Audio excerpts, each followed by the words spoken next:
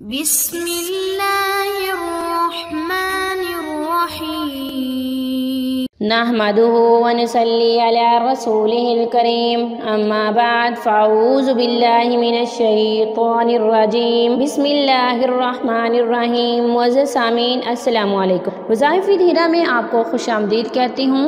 सबसे पहले आप लोगों से छोटी सी दरख्वास्त है, अगर आप लोगों ने हमारा चैनल सब्सक्राइब नहीं किया तो हमारे चैनल को सब्सक्राइब कर दें, साथ ही बेल आइकॉन को भी ज़रूर प्रेस करें ताकि आने वाली हर नई अमलियात और वज़ाइफ़ का नोटिफिकेशन सबसे पहले आपको मिले और आप इन पर अमल करके अपनी ज़िंदगी की खुशियाँ हासिल कर सकें। मुअज़्ज़ज़ सामीन, आज का वजीफ़ा कुरानी वजीफ़ा है। प्यार मोहब्बत पैदा करने का बहुत ही मुजर्रब अमल है, बहुत ही बार का आज़मूदा है, बहुत ही पावरफुल अमल है।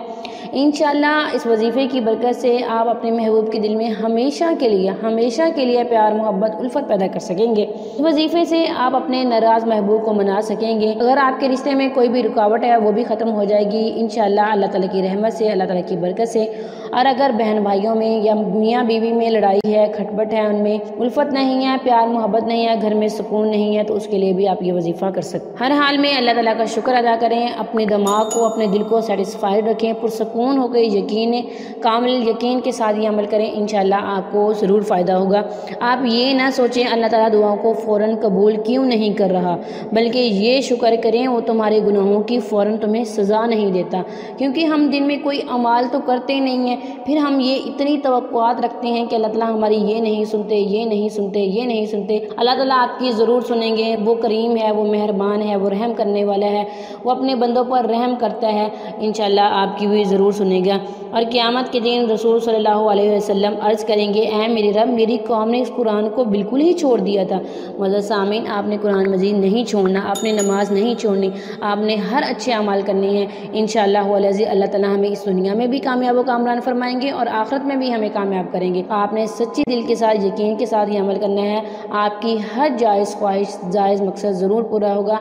आपने इस अमल को सिर्फ जायज़ मकसद के लिए करना है, नाजायज़ मकसद के लिए आपने नहीं करना। आप ये अमल किसी भी नमाज के बाद कर सकते हैं। आपने सूरह ज़ुहा पढ़नी है। पारा नंबर 30 में ये सूरत है और इस सूरत में 9 काफ हैं। और जब भी सूरत पढ़ते हुए लफ्ज़ का पर आए तो 9 मरतबा अल्लाह ताला का मुबारक नाम या करीम पढ़ें। इस तरह सूरत को मुकम्मल करें और एक वक्त में आपने 9 मसाइल अपने जहन में रखने हैं। शादी का मसला हो, नौकरी का मसला हो, लड़ाई झगड़े का मसला हो, अमन सुकून का मसला हो, कोई भी मसला हो, कारोबार का, रिज़्क़ की तंगी का, बेघर हों आप, औलाद का, एक टाइम में आप काफ़ी सारे मसाइल को सामने रख के ये वजीफ़ा कर सकते हैं और अपने परवरदिगार से बहुत सारी बातें, बहुत सारे मसाइल हल करवा सकते हैं। आप ही अमल करें और फिर कमाल देखें, खुदा ताला की रहमतें देखें आप पर कैसे बरसती हैं। आपने अमल इस तरह से करना है।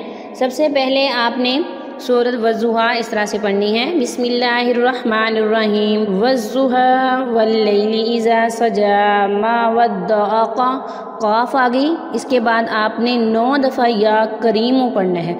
फिर आपने आगे पढ़ना है रब्बुका, फिर क़ाफ़ आ गई। फिर आपने 9 दफ़ा या करीम पढ़ना है। व मा क़ला, फिर क़ाफ़ आ गई। फिर आपने 9 दफ़ा या करीम पढ़ना है। इस तरह से आगे पढ़ना है। वलल आखिरतु खैरुल लका, क़ाफ़ आ गई। फिर आपने 9 दफ़ा या करीम पढ़ना है। मिनल ऊला वलसौफ़ा युअतीका, क़ाफ़ आ गई। फिर आपने 9 दफ़ा या करीम पढ़ना है। रब्बुका, फिर क़ाफ़ आ गई। फिर आपने 9 दफ़ा या करीम करना है। फ़तरज़ा, इस तरह से आपने सूरत पूरी करनी है। जब भी काफ आए सूरत में आपने 9 दफ़ा या करीम पढ़ना है। इस तरह से ये सूरत पूरी करनी है। सिर्फ़ एक दफ़ा ये सूरत इस तरह से पढ़नी है और आप ये अमल 11 दिन करेंगे। इंशाअल्लाह अल्लाह ताला आप पर अपनी रहमत करेंगे। उसके बाद अल्लाह ताला से दुआ करनी है। मैं भी आप लोगों के लिए दुआ करूँगी। अल्लाह ताला आपको आपके हर जायज़ मकसद में ज़रूर कामयाब व कामरान फरमाए। आमीन सुम्मा आमीन।